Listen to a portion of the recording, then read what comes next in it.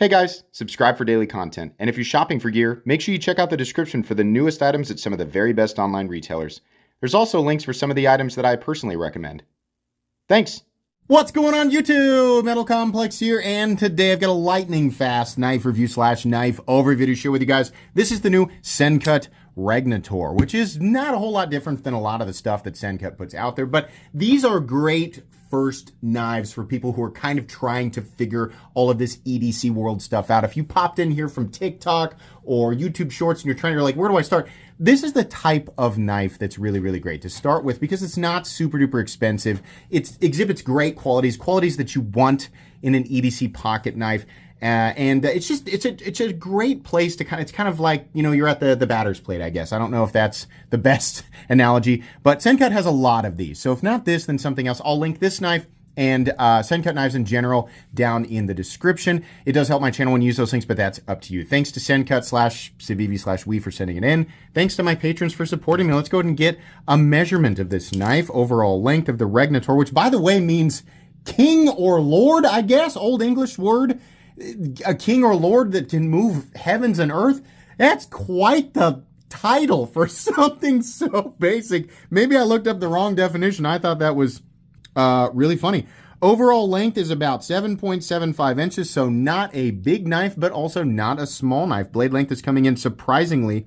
Actually, it's got really great blade to handle ratios. 3.5 inches on this guy. That's awesome. Cutting edge is about 3.25, thanks to a forward choil there. Let's do some size comparisons. Any custom scales you find in this section can be found down in the description under Original Goat and others. Up against the 80-10 and the 80-20.5, it's much closer to the size of the 80-20.5. Nowhere near the size of something like the 80-10. Let's put it up against the Spyderco PM2 and the Spyderco Para 3, which I lost there for a second. Kind of in between, I'd say, but more cutting edge than both even. Actually, a little more than even the Spyderco PM2, which is pretty cool if that's important to you.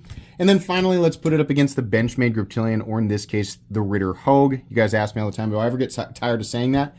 No, I don't even notice it, honestly. Let's put it up against the Hogue Deca. Very similar in overall size, blade length, handle profile to the Hogue Deca. How's the action? If you've ever handled a Sencut, then you'll know.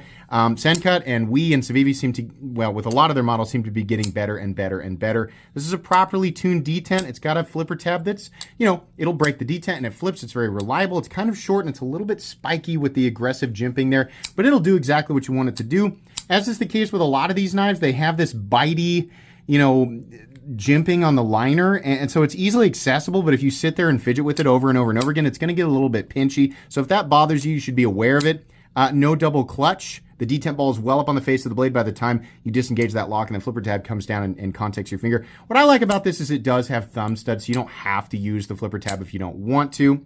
And everything is pretty easily accessible, as is the case with a lot of Sencut and Civivi knives. I really wish that they would make these thumb studs slightly bigger and give you a little bit more of a cutout here to engage it, but all the way around, it's pretty good. I'm not going to ask too much of a knife that's not super expensive to begin with. All the way around, you know, detent strength, quality control, it's just really good. Let's do carry profile thickness up against the Spyderco Para 3. It's a little tiny bit thinner despite having full steel liners, which is good. I do like that. Length and height up against the PM2 and the Para 3. This is a pretty compact knife that carries insanely similar to not only other Sencut and Civivi models. I would say this is about the most average sized pocket knife, both folded up, and at least for like people who are like kind of into, I don't know, I feel like the average person might carry a smaller pocket knife, but for people who watch my channel, this is like the most average knife. Like it's just insanely normal sized. So very easy to carry, very pocket friendly, not quite as tall as something like the Para 3 and only slightly longer when folded up, nowhere near the size of the PM2. Let's go and do a hardware check. I'll get out my tools as per usual. My tools are very inexpensive and very recommendable. You can find them right down in the section of my description that talks about the tools I use on this channel. So this is going to be a T8 pivot.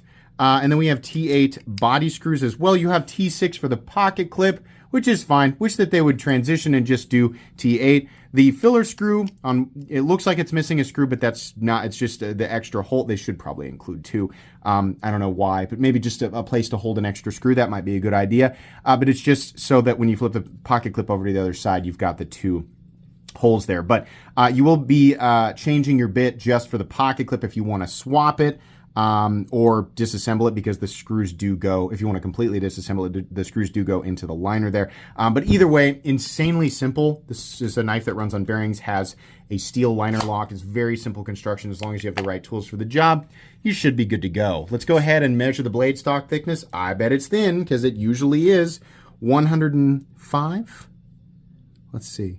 No, it's thicker. 116,000. Still not thick by any stretch of the imagination. We're going to talk more about blade geometry here in a second.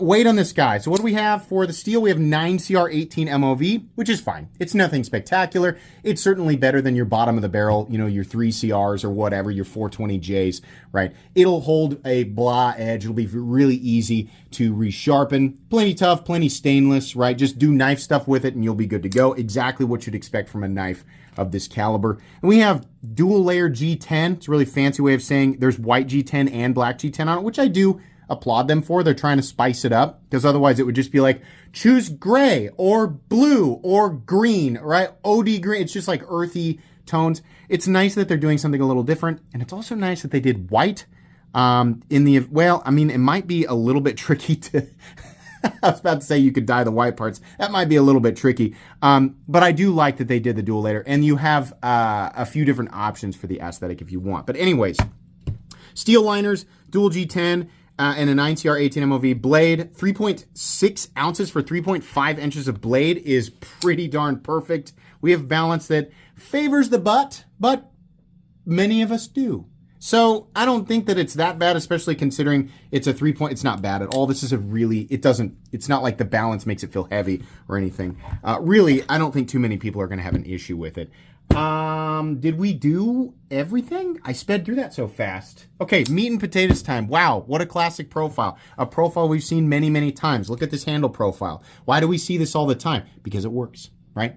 It's a great entry-level handle profile. And while people who are, starting out in the knife world or people who are not starting out in the knife world have seen this handle profile a bajillion times, you should expect to see it a bajillion more times, because it's pretty much the most classic handle profile in existence, right? Ergonomically, it's exactly what you'd expect. It feels really, really good. You can feel the teeth in here a little bit. The jimping on the underside of the flipper tab, you're also going to feel that if you're really smashed up against it. One knuckle choke up position, you just need to watch that sharpened edge because it is sharp. Wow. Little jimping back here that complements the index finger position, and that's fine. Typical Civivi clip. I think this is actually a little shorter than what we typically see, but that's fine. Little bill there. You need to be careful because these bills that kind of flap over like this are great at grabbing onto stuff as you walk by. So be careful about merry-go-rounds. I'm kidding. But seriously, it will bend out. And this is a steel clip, not a titanium clip. So once that happens, usually you just have to get another clip. But maybe you can bend it back, right? Just be cognizant of that. Nice. And you also have a little bit, it's a very mild peel ply texturing right here. So honestly, the lock-in is really, really good. Let's talk about the blade. A very, very classic, almost looks like a clip point, but this is pretty straight. It's just the swedge that gives that illusion of curvature. You have a flat that runs out maybe 70% the length of the blade. This is hollow ground and stupidly thin.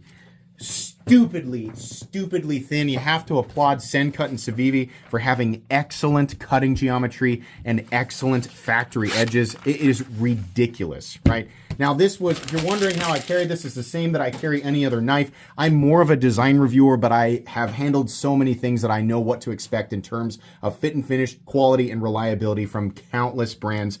And Sencut has that top tier quality when we're talking about this price point, but their claim to fame is cutting geometry. So while 9CR18 MOV is nothing spectacular, that geometry will more than make up for it. It will cut and cut and cut. And when it's time to resharpen it, usually just some quick stropping, right? But anyways, back to how I carry it. I'm a design reviewer. I'm going to carry it like a regular Joe. So I just carried this for a couple of days, just used it for regular knife stuff.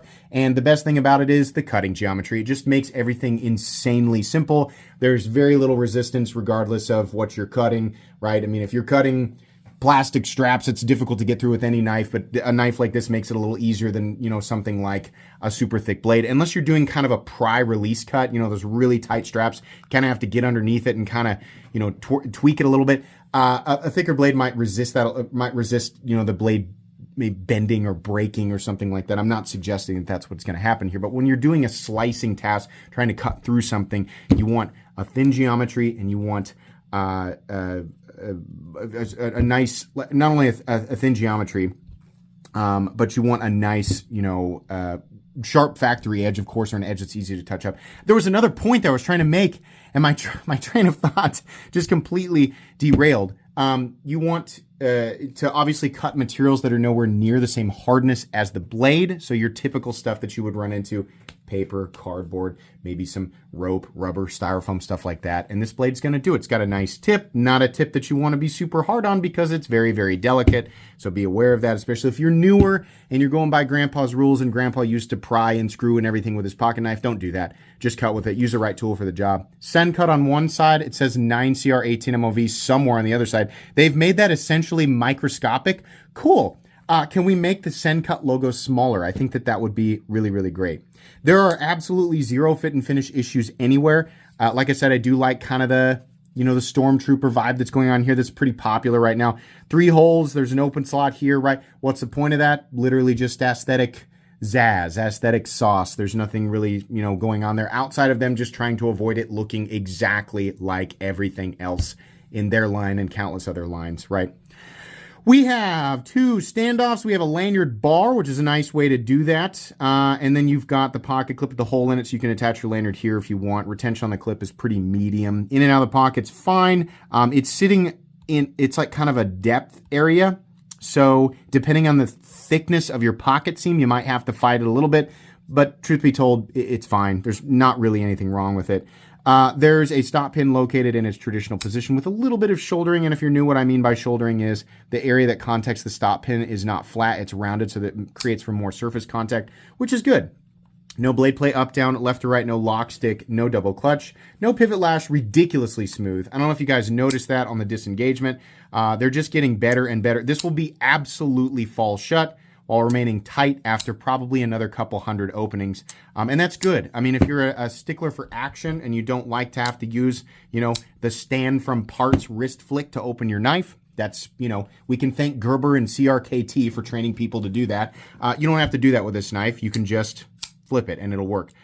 Really nice all the way around. So what's the price tag on this? It's about 44 bucks. You're definitely paying probably an extra $5 to $8 for it to say Sencut on it because there's a lot of companies out there that are making essentially the same thing with slightly better steel. Like Miguron is making essentially the same thing with slightly better steel for $40 or less sometimes. QSP, again, for example. But again, it's just $5 to $8. It's not really that much. So if you like the look and of this knife and you are kind of on board with the positives that I'm talking about here, then yeah, absolutely, this is definitely a knife to go for. It's a pretty generic budget knife here. It's not really doing anything special, but it's not doing anything wrong.